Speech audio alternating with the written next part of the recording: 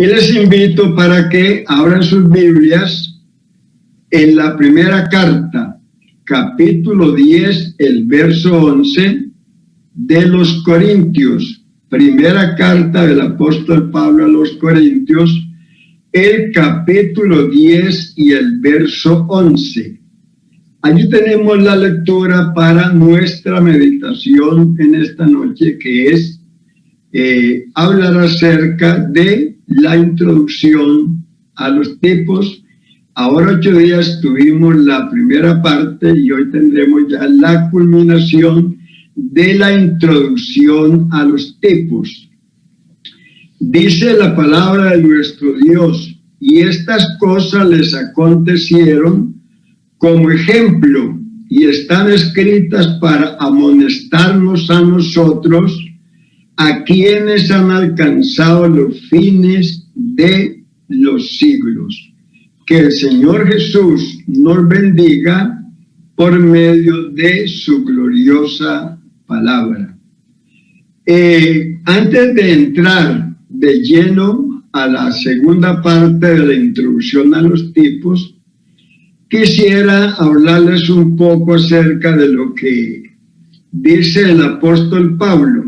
Dice: y estas cosas les acontecieron como ejemplo, o sea, como tipos, como sombras, como símbolos, y se escribieron para amonestarnos a nosotros. O sea que eso tiene mucho que ver con nosotros, no se limita solamente a la historia, sino que es algo relevante acerca también de nosotros.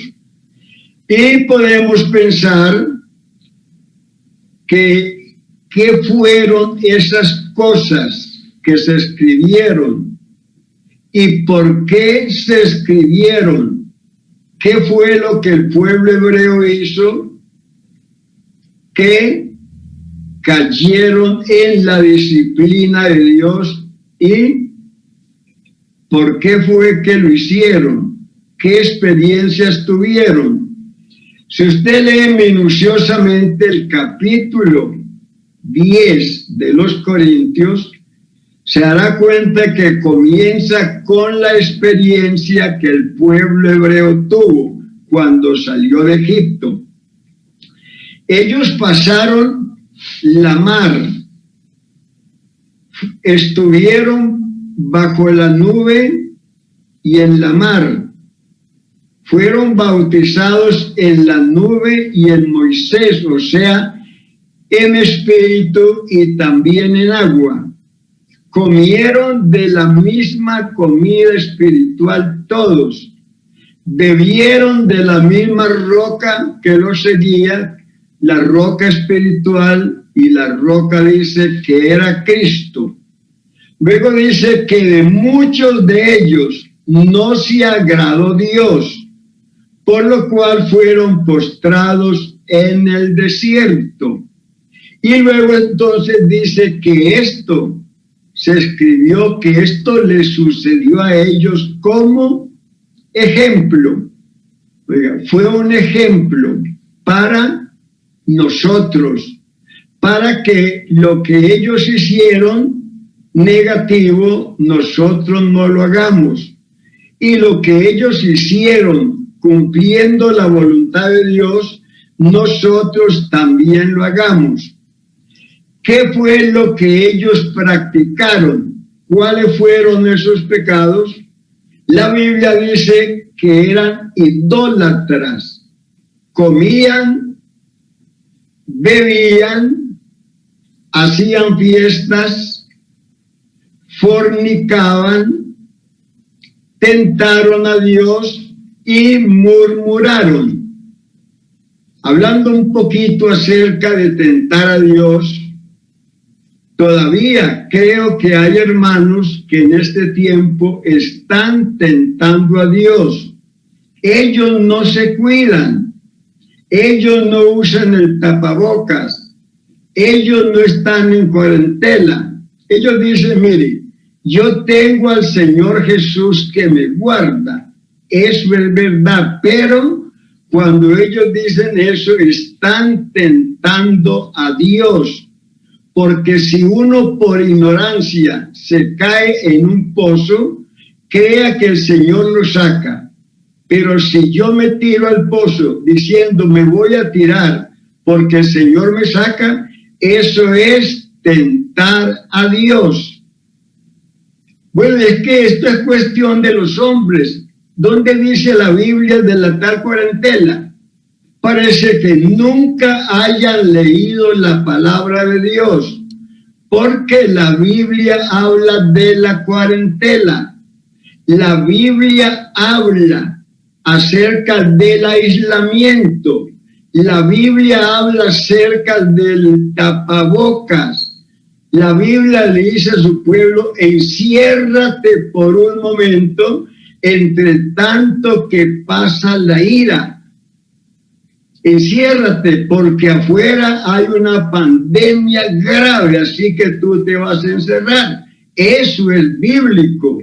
Y desobedecer esto es desobedecer lo que la Biblia dice. Y no olvide, hermano, que nosotros debemos ser ejemplo. Debemos ser los primeros en acatar la ley del gobierno. Bien, entonces ahora sí vamos a entrar de lleno a la culminación de la introducción a los tipos. Mire, el apóstol Juan es el apóstol que se remonta como el águila para hablarnos de la deidad de Cristo. Y lo que vamos a ver en esta noche, en la introducción, tiene que ver, o sea, todo se encuentra en el Evangelio según San Juan. Así que es algo sumamente importante porque el que escribió esto tenía una comunión muy amplia con el Señor Jesús. Bendito sea su nombre. Vimos por último, ahora 8 días, que el Señor en el capítulo 3, verso 14, se compara con la serpiente de bronce. Él dice que así como Moisés levantó la serpiente de bronce, es necesario que el Hijo del Hombre sea levantado para que todo aquel que en él cree no se pierda, mas tenga vida eterna. En el capítulo 4, verso 11, se compara con el pozo de Jacob. La mujer le dijo, no tienes con qué sacarla y el pozo es hondo. ¿De dónde pues tienes el agua viva? ¿Acaso eres mayor que nuestros padres Jacob, que nos dio este pozo del cual bebieron él y sus hijos y sus ganados?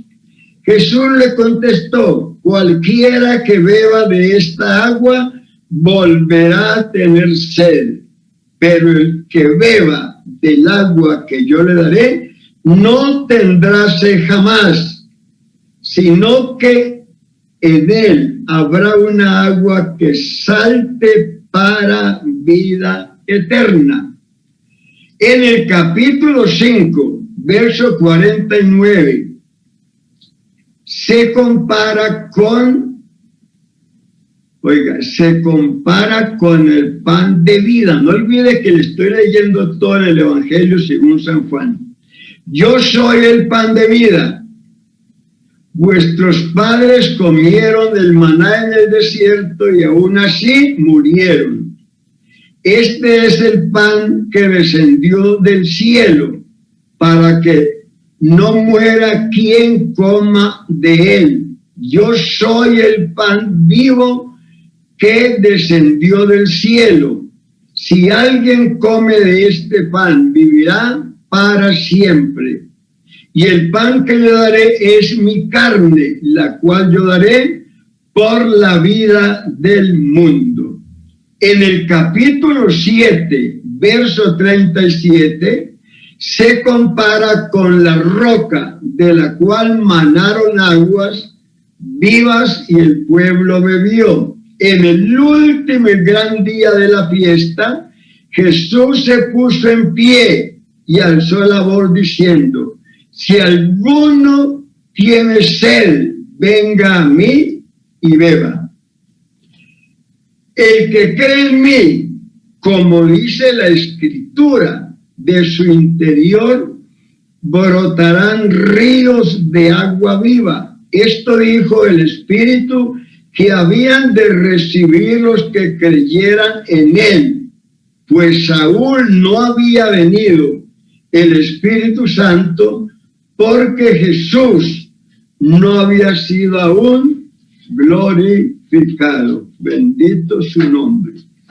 En el capítulo 8, verso 12 y 9, verso 5, se compara con la luz del mundo. Otra vez Jesús les habló diciendo: yo soy la luz del mundo. El que me sigue no andará en tinieblas, sino que tendrá la luz de la vida.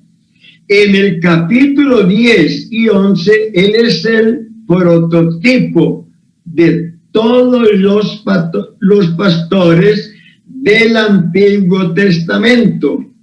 Yo soy el buen pastor, y el buen pastor su vida da por las ovejas. En el capítulo 12, verso 24, él se compara con el grano de trigo que produce la gavilla de primicias. De cierto os digo que si el grano de trigo no cae en la tierra y muere, queda solo, pero si muere, lleva mucho fruto. En el capítulo 13, verso 4 al 5, hallamos la fuente de lavatorio. Se levantó de la cena, se quitó su manto y tomando una toalla se la ciñó. Luego puso agua en una vasija y comenzó a lavar los pies de los discípulos y a sacarlos y a secarlos con la toalla con la cual estaba ceñido. En el capítulo 15, verso 1, se compara con la vid verdadera, en contraste con la vid que trajo de Egipto. Yo soy la vid verdadera y mi Padre es el labrador. Todo pámpano que en mí no lleva fruto, lo quitará, y todo aquel que lleva fruto lo limpiará, para que lleve más fruto. El Salmo 80, verso 8 dice: hiciste venir una vid de Egipto, echaste las naciones y la plantaste, limpiaste el terreno para ella, hiciste arraigar sus raíces y llenó la tierra.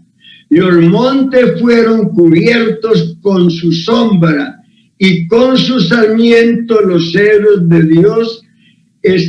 Dios extendió sus vástagos hasta el mar y hasta el río sus renuevos. Ahora, si nosotros comparamos todo el Evangelio de Juan con el tabernáculo, hallamos una gran lección. Oiga, si comparamos todo el Evangelio de San Juan con el tabernáculo, hallamos una gran y hermosa lección. Del verso 1 al verso 4. Mire, el tabernáculo se dividía en tres partes: el atrio, lugar santo y lugar santísimo. Y el Evangelio de Juan se puede dividir en tres partes. Del capítulo 1 al capítulo 12 tenemos el ministerio terrenal de Cristo, que es el atrio exterior, abierto a todo el mundo. Allí se reunían judíos y gentiles, allí no había discriminación. Del capítulo 12 a los versos 44 al 50, vemos las últimas palabras de Cristo a la gente de afuera. Son sus últimas palabras. De maneras que el tabernáculo, de maneras que en el tabernáculo, la primera cosa, oiga, lo primero que se veía en el tabernáculo, cuando la persona entraba, era el altar de bronce con el cordero quemándose. Eso era lo primero que el hombre veía cuando entraba allí al atrio, era el cordero quemándose sobre ese altar de bronce. Así que en el primer capítulo vemos al Cordero de Dios que quita el pecado del mundo. Allí está Cristo en el atrio. Juan lo señaló diciendo: he aquí el Cordero de Dios. Porque no olvide que los otros corderos que fueron sacrificados eran los corderos del hombre, pero este era el Cordero de Dios que quita. Los otros corderos con su sangre cubrían el pecado, pero la sangre de Cristo quita por completo el pecado. De manera que en el tabernáculo, eso era lo primero que se veía en el atrio, el altar de bronce y el cordero ardiendo, quemándose. Antes de entrar en el lugar santo, hallamos la fuente de bronce, donde el sacerdote se tenía que lavar las manos y los pies para poder servir en el santuario. Oiga, después del atrio, lo primero que uno se encuentra antes de entrar al lugar santo es la fuente de bronce, que por dentro era hecho con los espejos de las mujeres que velaban allí en la puerta del testimonio, que eran mujeres tan consagradas que aún se habían despojado de eso que tanto ellas aman, que es el espejo, que no lo pueden dejar en ninguna parte, siempre lo cargan en su carterita. Así que para ellos el espejo es muy importante. Pero allí estaban tan consagradas a Dios que los dieron para la obra de la fuente, donde se lavaran las manos y los sacerdotes y los pies para poder administrar en el lugar santo. Mire bien, entonces ahora en el capítulo 13 hallamos a Cristo preparando a sus discípulos por medio de la fuente para ser sacerdotes ministrando en el santuario. Mire bien que fue en el capítulo 13 que el Señor se ciñó con la toalla, tomó el lebrillo, le echó agua y lavó los pies de sus discípulos. Y cuando se acerca Pedro, dice: Señor, usted a mí no me lava las manos ni los pies. Usted no me va a lavar a mí. Se sintió indigno. Entonces Cristo dijo: bueno, no voy a ser como las madres que se enojan con el hijo porque no le quieren bañar y lo meten a la pila y algunos lo son ahogados. Digo, si no te quiere lavar, no tengo problema. Solo te digo una cosa, Pedro: si no te dejas lavar, no tendrás parte conmigo. O sea, no tendrás comunión conmigo. Porque si no te dejas lavar, no vas a poder tener esa comunión íntima conmigo. Entonces dijo: pero bueno, si así es la situación, báñeme de pies y cabeza. Yo no, el que está ya bañado no lavarse las manos, nada más. Bien. Entonces allí está el Señor que preparando sus discípulos en la fuente, como el sacerdote lavándose las manos y los pies para entrar al lugar santo. Era para entrar al lugar santo. Luego tenemos el lugar santo. En el lugar santo tenemos la mesa con los panes, el alimento para los sacerdotes, o sea, los 10 mandamientos. Luego tenemos la mesa del incienso, la adoración, la oración. Dijo Cristo, yo rogaré al Padre. Luego tenemos el candelero de oro, el Espíritu Santo, la mesa del incienso. Aquí en el lugar santo, oiga, aquí en el lugar santo donde estaba la mesa con los panes, la mesa del incienso y el candelero de oro. Oiga, había 3 cosas en el lugar santo: la mesa con los panes de la propiciación y la mesa del incienso y el candelero de oro. Eso estaba en el lugar santo. Y ahí hallamos al Señor Jesús enseñando a sus discípulos acerca del Espíritu Santo, el aceite del candelero y la adoración. San Juan 14, verso 15 al 17, si me amáis, guardad mis mandamientos, y yo rogaré al Padre y os dará otro consolador para que esté con vosotros para siempre.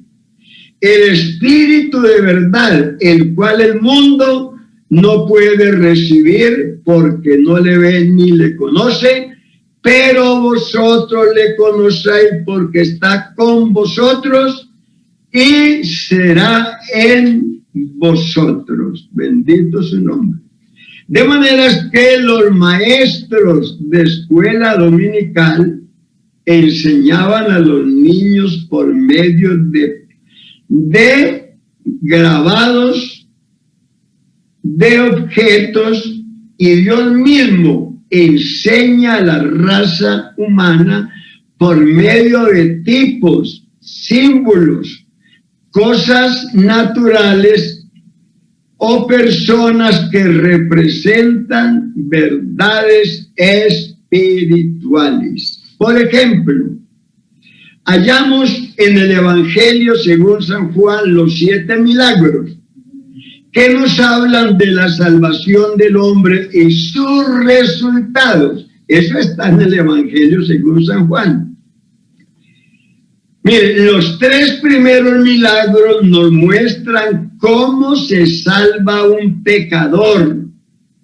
El primer milagro, San Juan 2, verso 11, la conversión del agua en vino, muestra que la salvación es por medio de la palabra de Dios, porque allí las 6 tinajuelas que estaban vacías se llenaron con la palabra, y al sacarla el agua se convirtió en vino. Donde hay palabra, hay poder de Dios y está el Espíritu Santo, porque la palabra y el Espíritu Santo andan juntos. Son un matrimonio inseparable. Donde hay palabra, hay poder de Dios. Bendito su nombre. Así que note bien que el primer milagro nos habla de la conversión del agua en vino, nos habla realmente que la salvación del pecador es únicamente por medio de la palabra de nuestro Dios.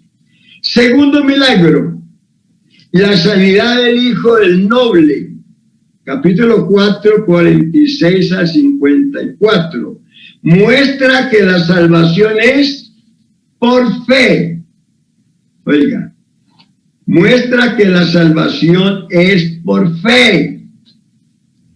Y tenemos el tercer milagro, que es el milagro de el cojo de Betesda, que era cojo, que llevaba 38 años luchando por salir, por meterse allá al estanque cuando el agua era agitada, pero otro se le adelantaba.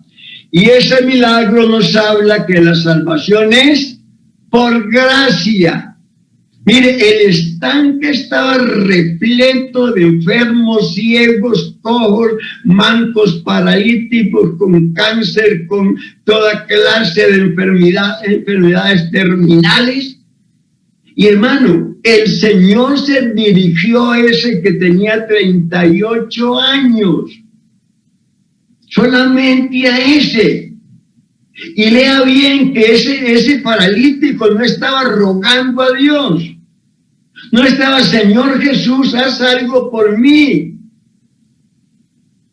No estaba allí realmente interesado en la salvación. Cuando el Señor le pregunta: hombre, ¿usted quiere ser sano?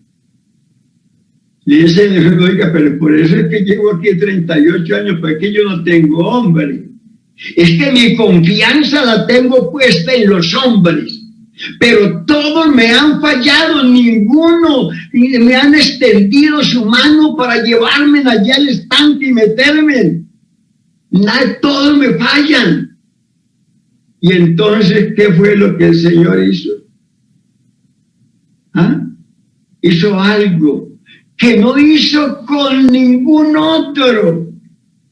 Oiga, no hizo con ningún otro, eso estaba lleno de enfermos.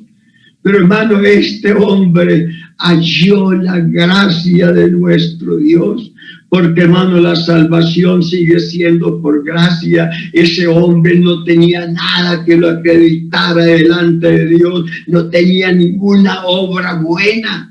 Era un hombre realmente hebreo que estaba interesado en salvarse a través de sus obras y con la confianza puesta en los hombres, pero Cristo llegó y lo levantó. El mismo que nos levantó a nosotros, que no teníamos nada bueno. Éramos lo mismo que los otros que están hoy en el mundo, la misma cosa o quizás peor. Pregúntele a Pablo, que él habla de nuestra vocación, pero mirad, hermano, vuestra vocación, que no soy mejores, sois peores todavía los demás, pero la gracia del Señor Jesús nos salvó. Los primeros 3 milagros hablan de la salvación por la palabra, por la fe y por la gracia. Los 4 milagros restantes hablan de los resultados de la persona que ha sido salva por la palabra, por la fe y por la gracia. Miren, el milagro número 4 es la alimentación de los 5,000. Capítulo 6, verso 14. Y nos muestra que la salvación trae satisfacción. Yo soy la puerta, y el que por mí entrare, este será salvo. Entrará y saldrá, y hallará pastos. Es completamente libre. Entra y sale, y haya pastos, haya alimento, sale completamente satisfecho. Porque, hermano, qué lindo es ser satisfecho en el Señor Jesús. El milagro número 5, cuando Él calma la tormenta, capítulo 6, 16 al 21. Ese milagro muestra que la salvación trae paz. Justificados pues por la fe, tenemos paz para con Dios, por medio de nuestro Señor Jesucristo. Milagro número 5. Milagro número 6. La sanidad del ciego. Oigan, la sanidad del ciego de nacimiento, capítulo 9, verso 1 al verso 7, muestra que la salvación trae luz. Yo soy la luz del mundo, y el que me sigue no andará en tinieblas, mas tendrá la luz de la vida. Y el milagro número 7, la resurrección de Lázaro. Capítulo 11, 38 al 45, muestra que la resurrección trae vida, pero Dios, que rico en misericordia, por su mucho amor, con que nos amó, aun estando nosotros muertos en delitos y en pecados, nos dio vida juntamente con Cristo. Por gracia sois salvos.